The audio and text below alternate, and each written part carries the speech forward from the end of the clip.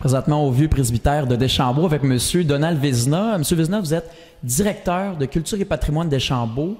Vous faites quoi exactement? C'est quoi vos responsabilités? Bon, ben, Culture et patrimoine Deschambault-Grondines, c'est un organisme qui voit à la sauvegarde et à la mise en valeur du patrimoine de la municipalité. Entre autres, mon mandat, c'est de gérer 2 institutions muséales qui sont dans 2 édifices classés, le Moulin de la Charretière et le vieux presbytère de Deschambault, des édifices classés qui appartiennent à la municipalité. Donc, nous, on est soutenus au fonctionnement par le ministère de la Culture et par la municipalité pour opérer 2 musées, où il est question à la fois de patrimoine et d'art contemporain. Et vous vous occupez présentement également de l'exposition Volonté de fer qui est présentée au Vieux Presbytère. C'est quoi l'intérêt de parler du fer en 2020? L'exposition a été conçue par la commissaire Carole Baillargeon. C'est une artiste connue de la région de Québec et qui vit à Deschambault maintenant depuis quelques années. Carole nous avait soumis un projet il y a quelques années pour faire des expositions en art contemporain, mais à partir de 3 matériaux qui sont à la base de la construction du patrimoine de Portneuf, comme de l'ensemble du Québec d'ailleurs. Et quels sont-ils? La pierre, le bois et le fer. Alors, il y a quelques années, on a fait, c'était un projet de 3 expos, donc. On a fait une exposition qui s'appelait Dur comme de la roche, où on a parlé on a montré des œuvres d'art de gens qui travaillent particulièrement avec la pierre, mais aussi qui évoquent la pierre de toutes sortes de façons. Mais ça a permis toutes sortes de collaborations, entre autres avec les gens de Saint-Marc-des-Carrières, des carrières qu'il y a là, et aussi de Rivière-à-Pierre, où on a eu des collaborations avec certaines firmes, puis on a mis en contact des artistes avec les firmes qui exploitent les gisements de pierre de la région pour créer des œuvres d'art contemporain. On s'entend, on n'est plus dans le patrimoine pour ce qui est de la création, mais on élabore nos concepts à partir des éléments patrimoniaux. Donc, Carole s'attache à présenter des œuvres qui sont liées à la fois par la thématique, mais aussi pour les lieux, parce qu'on ne peut pas exposer des œuvres d'art de façon... On ne peut pas exposer ça impunément dans des lieux patrimoniaux. Il y a des critères à respecter. Ici, on ne fait pas n'importe quoi dans nos bâtiments. Et quels sont-ils, ces critères-ci? Bien, il faut faire attention aux bâtisses. Vous remarquerez qu'il n'y a pas d'intervention majeure. On n'abîme rien. On ne peut pas toucher à tout ici. On a dû créer des cimaises, entre autres, ici, pour que les œuvres soient mises en valeur sans qu'on perce des trous dans les murs trop. Ça dépend des lieux, puis des... Mais ça abîme des trous dans les murs. Hein? Pardon? Ça abîme des trous dans les murs. Oui, un peu. C'est surtout qu'il faut continuellement les réparer. Et puis, on est habitué, on en fait parfois, puis on répare, mais on est quand même très précautionneux.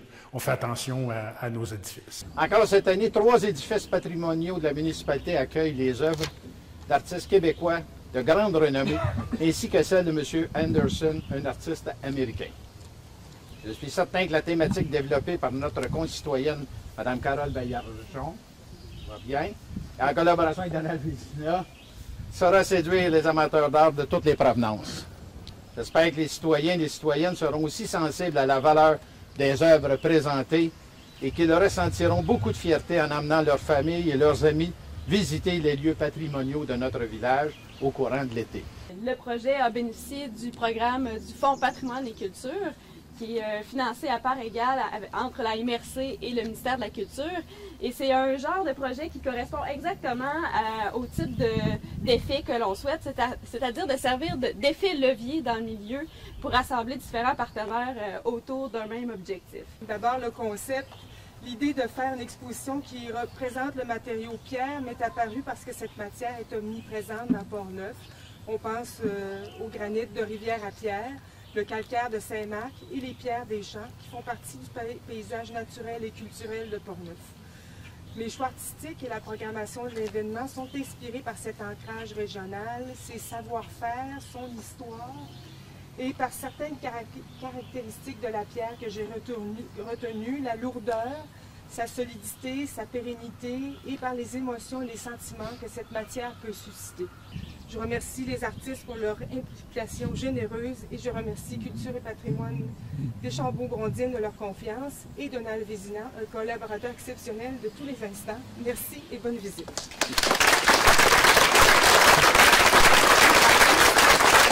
Et vous avez des œuvres à l'intérieur, évidemment, on en voit derrière vous, à l'extérieur aussi. Oui. Vous faites confiance aux gens qui viennent parce qu'ils ne seront pas surveillés. Il y en a un peu partout. C'est beau.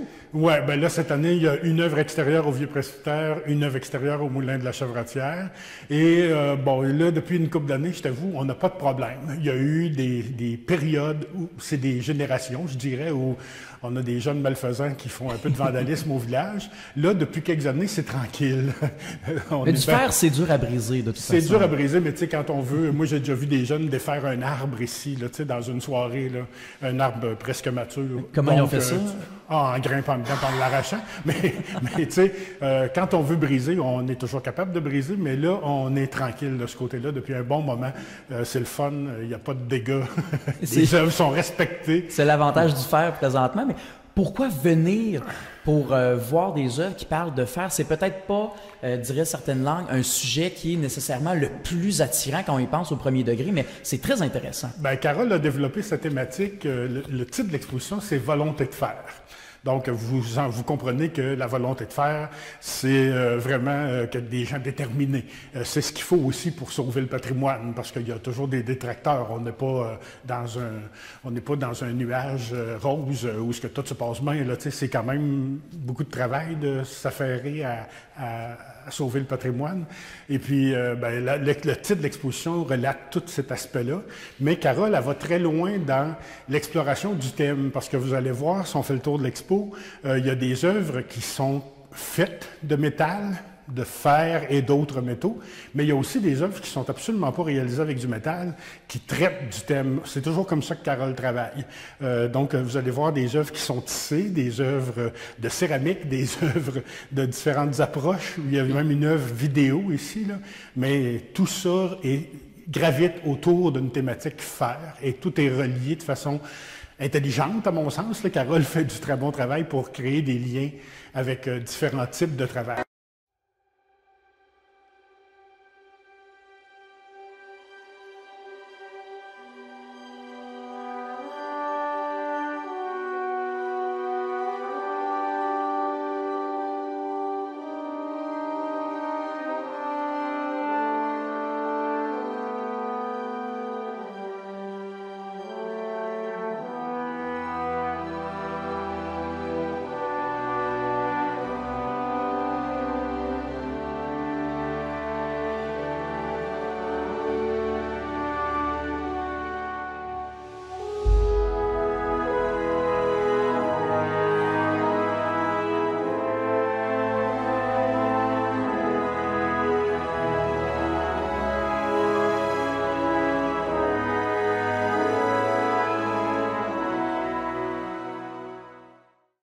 L'autre affaire qui est importante, c'est qu'on va du côté de la création contemporaine, mais beaucoup aussi des métiers d'art contemporains. C'est un peu notre spécificité à Culture et patrimoine de Deschambault-Grondines.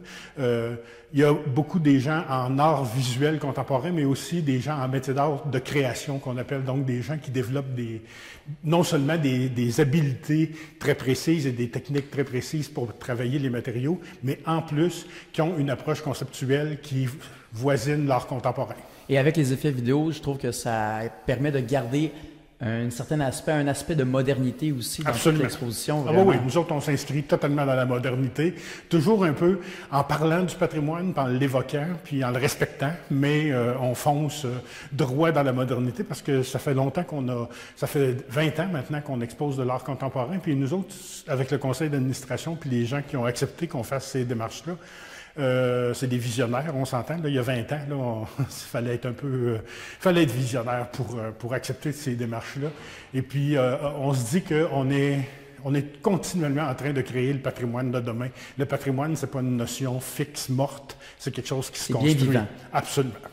Et Monsieur Vézina, vous êtes un artiste également. Vous avez travaillé avec la céramique, donc j'ai envie d'avoir votre avis sur le sujet. Avez-vous un coup de cœur parmi les expositions? Il y a 2 œuvres en céramique cette année. Je suis toujours ben heureux de voir de la céramique. J'ai un croche. Mais ici, on a des œuvres d'un artiste montréalais qui s'appelle Laurent Craste. C'est un travail fabuleux en porcelaine. Puis un petit peu violent, j'aime ça, parce que c'est des œuvres on mélange les matériaux. Oui, puis c'est des œuvres qui évoquent la porcelaine européenne du 18e, du 19e siècle, très chic, tout à fait achevées. C'est des œuvres ici de porcelaine très, très fines, mais qui sont attaquées, agressées par des outils comme une hache ou... je vous sens ému là, en regardant ça. Ben, j'aime ça, oui. Je peux pas faire autrement.